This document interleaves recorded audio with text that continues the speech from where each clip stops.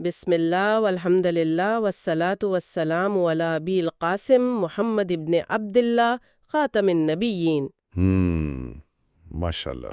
استغفر اللہ، جب بھی کوئی انسان خالق کائنات کی اس لامحدود عظمت کے سامنے اپنی حیثیت پر غور کرتا ہے نا، تو بے اختیار ایک عاجزی کا احساس دل کو گھیر لیتا ہے۔ بالکل صحیح کہہ رہی ہیں آپ۔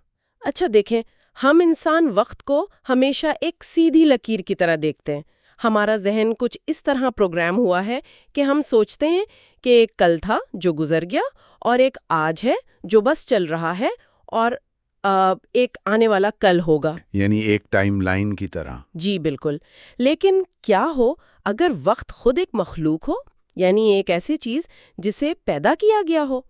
آج کے اس گہرے مطالعے میں ہم اسی کائناتی راز سے پردہ اٹھانے جا رہے ہیں، جو کہ ایک بہت ہی دلچسپ موضوع ہے۔ ہاں، آج ہماری اس تفصیلی گفتگو کا محور اللہ تعالیٰ کے دو عظیم اور بنیادی نام ہیں، الاول یعنی سب سے پہلا، اور الآخر یعنی سب سے آخری۔ اور ہمارا مقصد صرف لغت کی کتابوں سے ان کے معنی نکالنا نہیں ہے، بلکہ یہ کھوج لگانا ہے کہ یہ دونوں نام انسان کے روزمرہ کے رویوں کو کیسے بدلتے ہیں، یعنی صبح اٹھنے کی جد و جہد، مستقبل کا خوف، اور کائنات کے بارے میں ہمارا پورا تصور کیسے یکسر تبدیل ہو جاتا ہے۔ تو چلیں اس کو کھول کر دیکھتے ہیں، کیونکہ آج جو ذرائع ہمارے سامنے ہیں وہ واقعی علم کا ایک حیرت انگیز سمندر ہے۔ بالکل، اور اس سمندر میں اترنے سے پہلے یہ بہت ضروری ہے کہ میرا مطلب ہے ہم اپنی بنیادیں مضبوط کر لیں۔ جی وہ تو لازمی ہے۔ تو جب ہم ان ناموں کے گہرے اثرات کو سمجھنے کی کوشش کرتے ہیں تو سب سے پہلے ہمیں ان کے بنیادی الفاظ اور وقت کے ساتھ ان کے تعلق کو سمجھنا ہوگا۔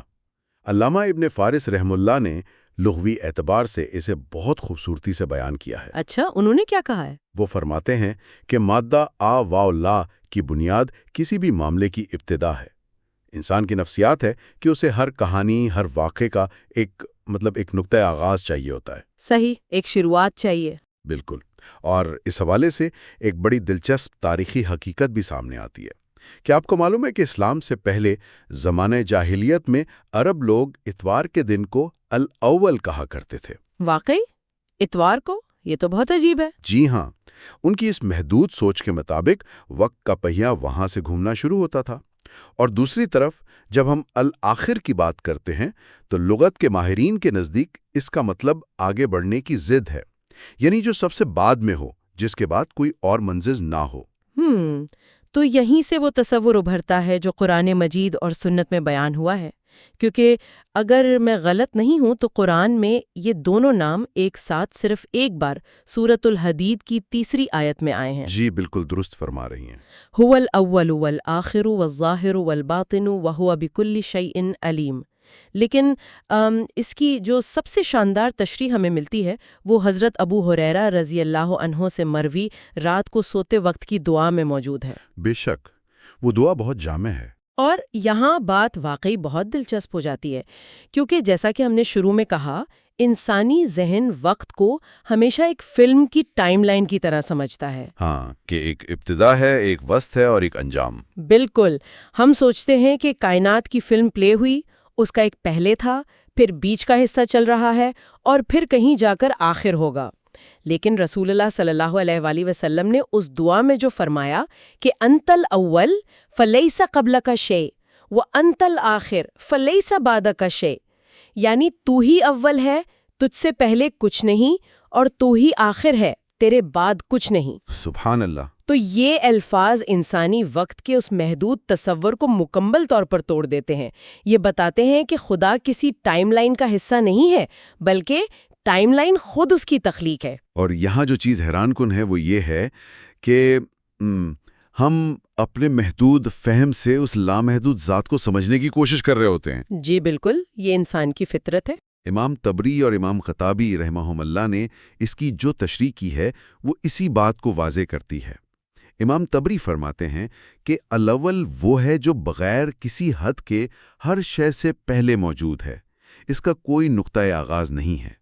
کوئی شروعات نہیں ہے۔ جی، اور امام خطابی مزید گہرائی میں جاتے ہوئے فرماتے ہیں کہ یہ وہ ذات ہے جو تمام مخلوقات کے وجود میں آنے سے بھی پہلے موجود تھی، جب نہ کوئی شے اس سے پہلے تھی اور نہ اس کے ساتھ کوئی اور شریک تھا۔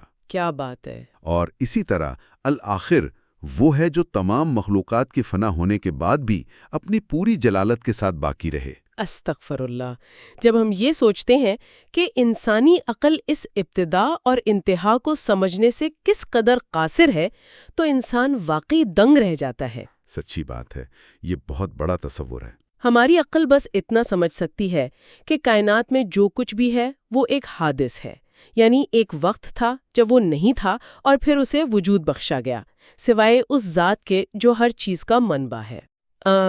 یہ واقعی رونگٹے کھڑے کر دینے والا تصور ہے، اور جب وقت کے اس کائناتی تصور پر اتنی گہری بات ہو گئی تو پھر فطرتاً ذہن میں یہ سوال پیدا ہوتا ہے کہ ان ناموں کا تعلق مکانیت سے کیسے جڑتا ہے؟ مکانیت یعنی اسپیس کے ساتھ؟ ہاں، اسپیس کے ساتھ، کیونکہ جیسا کہ ہم نے سورۃ الحدید کی آیت میں دیکھا، یہ نام اکیلے نہیں آئے بلکہ ہمیشہ الظاہر اور الباطن کے ساتھ مل کر آتے ہیں۔ جی، یہ چاروں نام ایک ساتھ آتے ہیں۔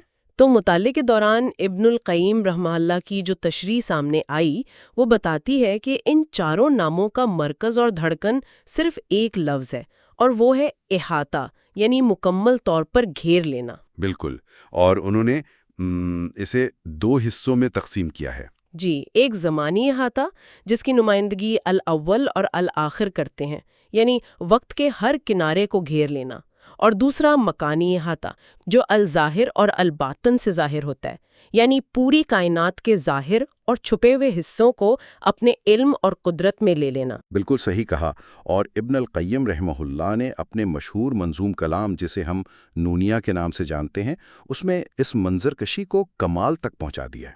اچھا، ان کے اشعار میں کیا بیان ہوا ہے؟ وہ کہتے ہیں کہ اللہ کی اولیت اور آخریت نے وقت کے تمام پہلے اور بعد کو اپنی گرفت میں لیا ہوا ہے، یعنی کائنات کا کوئی ایسا لمحہ نہیں جو اس کی اولیت سے پہلے ہو، اور کوئی ایسا مستقبل نہیں جو اس کی آخریت کے بعد آئے۔ سبحان اللہ! اور اسی طرح اس کی ظاہریت اور باطنیت نے ہر کھلی اور چھپی شے کا احاطہ کر رکھا ہے۔ کوئی ظاہر ایسا نہیں جس کے اوپر اللہ نہ ہو، اور کوئی باطن یا گہرائی ایسی نہیں جس کے اندر اللہ کا علم نہ پہنچتا ہو۔ اگر میں اسے ایک تمثیل کے ذریعے بیان کروں تاکہ سننے والوں کا ذہن اس کا نقشہ بنا سکے، تو ذرا تصور کریں کہ ہم انسان ایک بہت بڑے 3D کرے یا ایک شیشے کے دائرے کے اندر موجود ہیں۔ ایک گلوب کی طرح۔ جی، اور ہم اس دائرے کے اندر ایک سیدھی لکیر پر چل رہے ہیں۔ ہمیں صرف وہ نظر آ رہا ہے جو بالکل ہمارے سامنے ہے، یا وہ جو ہم پیچھے چھوڑ آئے ہیں۔ صحیح۔ لیکن جس ذات نے اس دائرے کو ہر سمت سے، ہر جہت سے اور ہر وقت سے گھیرا ہوا ہے، وہ اس دائرے کے آغاز، اس کے انجام، اس کے اندرونی ذروں اور اس کے بیرونی خول کو ایک ہی وقت میں دیکھ رہا ہے۔ کوئی شے اس کے احاطے سے باہر نہیں جا سکتی۔ بے شک کوئی چیز باہر نہیں۔ استغفر اللہ! یہ کائناتی اور زمانی وسعت اس قدر ہیبتناک اور شاندار ہے کہ انسان خود کو ریت کے ایک ذرے سے بھی کم محسوس کرتا ہے۔ لیکن ساتھ ہی میرے ذہن میں ایک سوال ابھرتا ہے۔ جی، بتائیے۔ تو اس سب کا ہم انسانوں کے لیے کیا مطلب ہے؟ ایک عام انسان جو بس اپنی زندگی کی جنگ لڑ رہا ہے، اس کے لیے اس کائناتی حقیقت کو جاننے کا عملی فائدہ کیا ہے؟ یہ ایک بہت بنیادی اور ضروری سوال ہے۔ اس مکمل احاطے کا ہماری عملی زندگی اور نفسیات پر جو اثر پڑتا ہے، علماء کرام اسے الآثار مسلکیہ کہتے ہیں۔ یعنی عملی اثرات۔ جی بالکل۔ اس وسعت کو سمجھنے کا مطلب یہ ہے کہ انسان کو یہ یقین ہو جائے کہ کائنات میں کوئی ظاہری یا باطنی پریشانی، کوئی چھپا ہوا خوف یا سامنے کھڑا ہوا دشمن ایسا نہیں جو اللہ کی دسترس اور اس کے احاطے سے باہر ہو۔ یہ تو بہت تسلی بخش بات ہے۔ بالکل۔ جب انسان یہ جان لیتا ہے کہ ہر شے کی ابتدا اسی کی طرف سے ہے اور ہر شے کی انتہا اسی کی طرف ہے، تو اس کے اندر سے ایک عجیب سا خوف ختم ہو جاتا ہے۔ دنیا کی بڑی سے بڑی رکاوٹ بہت حقیر محسوس ہونے لگتی ہے، اور یہی وہ نقطہ ہے جو ہمارے روزمرہ کے عقیدے کو ایک نیا زاویہ دیتا ہے۔ اور جب بات عقیدے اور ہماری روزمرہ کی زندگی کی آتی ہے نا، تو یہاں مطالعے میں ایک بہت اہم فرق سامنے آتا ہے۔ جو واقعی آنکھیں کھول دینے والا ہے۔ وہ کیا ہے؟ ہم اکثر دو بھاری الفاظ سنتے ہیں، توحید ربوبیت اور توحید الوہیت۔ عام طور پر سمجھا جاتا ہے کہ یہ الفاظ بس عقیدے کی موٹی موٹی کتابوں تک محدود ہیں۔ ہاں، لوگ اسے بہت پیچیدہ سمجھتے ہیں۔ لیکن جب ہم الاول اور الآخر کے تناظر میں اسے دیکھتے ہیں تو بات بالکل واضح ہو جاتی ہے۔ الاول پر ایمان کا مطلب یہ ہے کہ انسان دنیاوی اسباب کو حتمی نہ سمجھے، بلکہ یہ مانے کہ اصل فضل اسی ذات کا ہے جس نے ہمیں عدم سے وجود بخشا۔ اور یہی توحید ربوبیت ہے۔ جی، اور دلچسپ بات یہ ہے کہ زمانے جاہلیت کے مشرکین بھی اس بات کو مانتے تھے کہ پیدا کرنے والا اللہ ہے، لیکن اصل امتحان، مطلب جو کٹھن منزل ہے، وہ اس بات کو ماننے میں ہے کہ وہ الآخر ہے۔ بالکل درست۔ یعنی ہماری محبت، ہماری امیدوں اور ہماری دوڑ دھوپ کا حتمی مقصد اور انجام وہ اسی کی ذات ہونی چاہیے جو کہ توحید الوہیت ہے۔ آپ نے بالکل درست نشاندہی کی۔ مشرکین مکہ کا مسئلہ یہ نہیں تھا کہ وہ اللہ کو خالق نہیں مانتے تھے۔ قرآن مجید خود گواہی دیتا ہے کہ اگر ان سے پوچھو کہ آسمان اور زمین کو کس نے پیدا کیا تو وہ کہیں گے اللہ نے۔ تو پھر ان کا اصل مسئلہ کیا تھا؟ مسئلہ سارا یہ تھا کہ ان کی محبتوں کا مرکز، ان کی امیدوں کی آخری منزل اللہ کی ذات نہیں تھی۔ وہ الاول کو مانتے تھے مگر الآخر کے تقاضے پورے نہیں کرتے تھے۔ اچھا، انسان کی فطرت ہے کہ وہ کسی نہ کسی چیز کو اپنی زندگی کا حتمی مقصد بنا ہی لیتا ہے۔ اگر وہ اللہ کو الآخر نہیں مانے گا تو وہ دولت، شہرت یا دنیاوی رشتوں کو اپنا آخر اور اپنا مقصود بنا لے گا۔ یہاں مجھے ایک چیلنجنگ سوال پوچھنا ہے جو یقیناً اس وقت کسی بھی سننے والے کے ذہن میں ابھر سکتا ہے۔ جی ضرور پوچھیں۔ دیکھیں، ہم صبح الارم لگا کر اٹھتے ہیں، ہمیں بلز ادا کرنے کی ٹینشن ہوتی ہے، بچوں کی فیس کی فکر ہوتی ہے، کیریئر بنانے کی دوڑ لگی ہوئی ہے۔ اگر ہم اسباب پر انحصار نہ کریں، اگر ہم یہ مان لیں کہ یہ سب فانی ہے، تو کیا ہم بس ہاتھ پر ہاتھ رکھ کر بیٹھ جائیں؟ یہ ایک بہت عام الجھن ہے۔ ہاں، ایک عام انسان اس کائناتی حقیقت کو اپنی اس روزمرہ کی ٹینشن کے ساتھ کیسے جوڑے؟ کیا یہ عقیدہ ہمیں دنیا سے کٹ جانے کا کہتا ہے؟ نہیں، بالکل بھی نہیں۔ اگر ہم اسے بڑی تصویر سے جوڑیں تو شریعت کا مزاج بالکل واضح ہو جاتا ہے۔ اسلام ہمیں ترک دنیا کا درس نہیں دیتا۔ اسباب کو اختیار کرنا شریعت کا لازمی حصہ ہے، اور خود رسول اللہ صلی اللہ علیہ وسلم نے اسباب اختیار کیے۔ تو پھر فرق کہاں آتا ہے؟ اصل نقطہ عمل کا چھوڑنا نہیں ہے، بلکہ اصل نقطہ توکل کا درست فہم ہے۔ انسان کا ظاہر، مطلب اس کے افعال، اسباب سے جڑے ہونے چاہیے۔ وہ روزگار کے لیے دفتر جائے، محنت کرے، بیمار ہو تو دوا کھائے، جی، لیکن اس کا دل، اس کی قلبی کیفیت ان دنیاوی اسباب پر نہیں بلکہ المسبب پر جڑی ہونی چاہیے، یعنی اس ذات پر جو سبب پیدا کرنے والی ہے، جو الاول اور الآخر ہے۔ صحیح۔ ابن القیم رحم اللہ ایک بہت پتے کی بات فرماتے ہیں کہ اگر آپ کا دلی تعلق کسی ایسی چیز سے ہے جو فانی ہے، جو ویسے بھی ختم ہونے والی ہے، تو جب وہ چیز ختم ہوگی تو آپ کا اندرونی سہارا مکمل طور پر ٹوٹ جائے گا۔ افو، یہ تو بہت ڈراؤنی بات ہے۔ نوکری چھوٹی تو انسان بکھر گیا، بالکل۔ پیسہ ڈوبا تو زندگی ختم محسوس ہوئی۔ استغفر اللہ، ہمارے دل اسباب دنیا میں اس قدر بری طرح الجھ جاتے ہیں کہ ہم اسباب اور رزق دینے والے خالق کے درمیان فرق کرنا ہی بھول جاتے ہیں۔ سچی بات ہے۔ اسی لیے ضروری ہے کہ انسان کا دلی تعلق ہمیشہ باقی رہنے والے الآخر سے ہو، تاکہ جب دنیاوی اسباب ٹوٹے بھی تو اس کا اندرونی سکون قائم رہے۔ کیا بات ہے، مطلب دل کو اس کے ساتھ جوڑنا ہے جو کبھی ختم نہیں ہونے والا۔ بالکل ایسا ہی ہے۔ تو جب یہ ثابت ہو گیا کہ حقیقی انحصار صرف الآخر پر ہونا چاہیے، تو پھر ایک منطقی سوال یہ پیدا ہوتا ہے کہ اس دنیا کی رنگینی اور ہماری لامحدود خواہشات کی، مطلب ان کی کیا حیثیت رہ جاتی ہے؟ ہم تو دن رات بس خواہشوں کے پیچھے بھاگ رہے ہیں۔ مطالعے میں یہاں ایک بہت خوبصورت تصور سامنے آیا ہے مقلب القلوب کا۔ جی ہاں، دلوں کو پھیرنے والا۔ یعنی اللہ ہی دلوں اور ارادوں کا مالک ہے، وہی ہدایت دیتا ہے اور طاعت و شکر پر مزید فضل عطا کرتا ہے۔ سورہ محمد اور سورہ یونس میں واضح کیا گیا ہے کہ جو لوگ ہدایت اپناتے ہیں اللہ ان کی ہدایت میں اضافہ کرتا ہے، اور اگر وہ کوئی تکلیف پہنچائے تو کوئی اسے دور کرنے والا نہیں سوائے اس کے۔ یہی وہ مقام ہے جہاں قصر العمل، یعنی امیدوں کے مختصر ہونے کا تصور ابھرتا ہے۔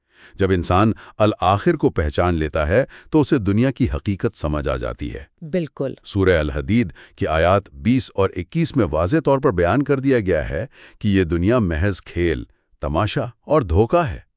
انسان اس دنیا کی چیزوں کے پیچھے ایسے بھاگتا ہے جیسے وہ ہمیشہ اس کے پاس رہنے والی ہوں۔ حالانکہ ایسا نہیں ہے۔ بالکل نہیں ہے۔ حقیقت یہ ہے کہ ہر شے کا انجام اسی کی طرف ہے، جیسا کہ فرمایا گیا اِنَّ إِلَىٰ رَبِّكَ الرُّجْعَىٰ۔ دنیا کی ہر چیز کو فنا ہونا ہے، صرف اسی کی ذات باقی رہنے والی ہے۔ میں تو اس دنیا کی خواہشات اور ہماری اس دوڑ دھوپ کو یوں دیکھتی ہوں جیسے ہم سمندر کے کنارے ریت کا محل بنا رہے ہوں۔ بہت خوبصورت مثال ہے۔ انسان بڑی محنت سے، بڑی تفصیل سے ریت کا ایک محل بناتا ہے، اسے سجاتا ہے، اس کی دیواریں تراشتا ہے، لیکن اسے معلوم ہے کہ سمندر کی ایک بڑی لہر آئے گی اور وہ سب کچھ اپنے ساتھ بہا کر لے جائے گی، وہ ریت اپنی اصل کی طرف لوٹ جائے گی۔ بے شک۔ تو کیا اس ریت کے محل پر غرور کرنا یا لہر کے آنے پر اس کے گرنے کا زندگی بھر ماتم کرنا عقل مندی ہے؟ استغفر اللہ، ہم دنیا کے اس دھوکے میں اس قدر غافل ہو جاتے ہیں کہ اس لہر کو ہی بھول جاتے ہیں جو بالآخر ہماری ساری کھوکھلی خواہشات کی حقیقت کو مٹا دے گی۔ آپ نے بہت زبردست اور گہری تمثیل دی، اور اسی بات کو مزید آگے بڑھاتے ہوئے مجھے ابن القیم رحمہ اللہ کا وہ قول یاد آتا ہے جو ہمارے آج کے مطالعے کا بھی حصہ ہے۔ اچھا، وہ کیا فرماتے ہیں؟ وہ کہتے ہیں کہ اللہ کی نہ کوئی انتہا ہے اور نہ اس کی عطا کی کوئی حد ہے۔ وہ فرماتے ہیں کہ جنت والوں کا انعام بھی اسی کی مسلسل عطا سے ہمیشہ بڑھتا رہے گا۔ سبحان اللہ۔ جو انسان دنیا میں اس حقیقت کو جان لیتا ہے وہ پھر دنیا میں موجود کسی بھی چیز پر اتراتا نہیں ہے، اور کوئی چیز چھن جانے پر حد سے زیادہ غمگین بھی نہیں ہوتا، کیونکہ اسے پتا ہے کہ جس کے پاس حقیقی خزانے ہیں وہ الآخر ہے، اور اگر ہمارا تعلق اس ذات سے جڑا ہوا ہے تو دنیا کا کوئی نقصان ہمیں حقیقت میں غریب نہیں کر سکتا۔ صحیح، یہ تو ہو گئی دل اور دنیا کی بات، لیکن جب ہم اس موضوع کی مزید گہرائی میں اترتے ہیں نا تو ایک بہت بڑا علمی اور منطقی الجھاؤ سامنے آتا ہے جس نے واقعی بڑے بڑے ذہنوں کو الجھایا ہے۔ الجھاؤ؟ کیسا الجھاؤ؟ دیکھیں، اگر اللہ تعالیٰ الآخر ہے اور اس نام کا مطلب یہ ہے کہ اس کے بعد کچھ نہیں، سب کچھ فنا ہو جائے گا، تو پھر ایک عقلی سوال ابھرتا ہے کہ جنت اور دوزخ کا کیا ہوگا؟ اچھا، یہ سوال۔ ہاں، ہم تو بچپن سے پڑھتے آئے ہیں کہ جنت ہمیشہ رہنے والی ہے، اہل دوزخ ہمیشہ رہیں گے، تو یہ ایک بظاہر تضاد محسوس ہوتا ہے۔ ایک طرف اللہ الآخر ہے جس کے بعد کوئی چیز باقی نہیں رہے گی، اور دوسری طرف مخلوق ہمیشہ ہمیشہ رہے گی۔ یہ دونوں باتیں بیک وقت کیسے سچ ہو سکتی ہیں؟ یہ ایک اہم سوال کھڑا کرتا ہے، اور فلسفیانہ سوچ رکھنے والے ذہنوں میں یہ الجھن ضرور پیدا ہوتی ہے۔ جی، لیکن ہمارے علماء سلف نے قرآنی اصولوں کی روشنی میں اس بظاہر نظر آنے والے تعرض کو بہت شاندار طریقے سے سلجھایا ہے۔ تو اس کا جواب کیا ہے؟ یہ تضاد اس وقت مکمل طور پر ختم ہو جاتا ہے جب ہم بقا کے دو الگ الگ تصورات میں فرق کرنا سیکھ لیتے ہیں۔ دو تصورات؟ جی، ایک ہے ذاتی بقا اور دوسرا ہے عطا کردہ بقا۔ اللہ تعالیٰ کی صفات جیسے اس کا چہرہ، اس کی عزت، اس کی قدرت، یہ سب اس کی ذات کے ساتھ ازلی اور ابدی ہے۔ اسے علماء کلام کی زبان میں بقا بے بقا اللہ کہا جاتا ہے، یعنی بقا اللہ کی اپنی ذاتی صفت ہے، وہ کسی کا محتاج نہیں ہے باقی رہنے کے لیے۔ تو پھر جنت یا دوزخ یا دوسری مخلوقات کے بارے میں اصول کیا ہے؟ وہ کیسے باقی رہیں گے؟ مخلوقات چاہے وہ جنت ہی کیوں نہ ہو، ان کی بقا ان کی اپنی اندرونی خوبی یا صفت نہیں ہے۔ ہر مخلوق کی بنیادی فطرت تو فنا ہونا ہی ہے۔ بالکل۔ اگر اہل جنت ہمیشہ رہیں گے تو وہ اس لیے نہیں رہیں گے کہ ان کے اندر ہمیشگی آ گئی ہے، بلکہ وہ صرف اور صرف اللہ کے ارادے، اس کی مشیت اور اس کے مسلسل فیض کی وجہ سے باقی رہیں گے۔ اسے بقا بے بقا اللہ کہتے ہیں۔ یعنی اللہ کا انہیں باقی رکھنا؟ بالکل۔ آپ اسے یوں سمجھ لیں کہ کائنات کی ہر شے، ہر لمحے، ہر سیکنڈ اللہ کے امر کن یعنی ہو جا کی محتاج ہے۔ اگر ایک لمحے کے لیے بھی وہ مشیت ہٹا لی جائے تو وہ سب کچھ فنا ہو جائے۔ استغفر اللہ، ذرا اس ہیبت ناک تصور پر غور کریں کہ کائنات کی ہر شے کس قدر بے بس اور محتاج ہے، اور ہمیشگی صرف خالق کا مسلسل احسان ہے، مخلوق کا اپنا کوئی کمال نہیں۔ افو، یہ مثال واقعی ذہن کے تمام بند کواڑ کھول دیتی ہے۔ یہ تو بالکل ایسے ہی ہے جیسے ایک بیٹری سے چلنے والا آلہ ہو، جب تک پیچھے سے بجلی یا پاور آ رہی ہے وہ چل رہا ہے، بجلی کٹی اور وہ وہیں ختم ہو گیا۔ بالکل درست مثال دی آپ نے۔ اور قرآن میں بھی بقا کی ان دو اقسام کا ذکر بہت واضح انداز میں ملتا ہے۔ ایک طرف سورۃ الرحمن میں فرمایا گیا کل من علیہا فان ویبقی وجہ ربک ذو الجلال والاکرام، یہاں اللہ کی ذاتی بقا کا ذکر ہے کہ ہر چیز فنا ہو جائے گی اور صرف تیرے رب کی ذات باقی رہے گی۔ بے شک۔ اور دوسری طرف سورۃ الاعلیٰ میں فرمایا والآخرۃ خیر وابقی، یہاں آخرت کی اس بقا کا ذکر ہے جو مخلوق کو عطا کی گئی ہے۔ یہ مکمل طور پر واضح کر دیتا ہے کہ مخلوق کی ہمیشگی مخلوق کی ذاتی خوبی نہیں بلکہ خالق کا فیض ہے۔ بالکل، اور یہی وہ نقطہ ہے جہاں ہماری توحید اپنے کمال پر پہنچتی ہے۔ انسان کو یہ احساس ہوتا ہے کہ صرف اس دنیا میں ہی نہیں بلکہ آخرت میں جنت میں پہنچنے کے بعد بھی ہم ایک لمحے کے لیے بھی اس کی رحمت اور اس کی ذات سے بے نیاز نہیں ہو سکتے، ہم ہمیشہ اس کے محتاج رہیں گے۔ صحیح۔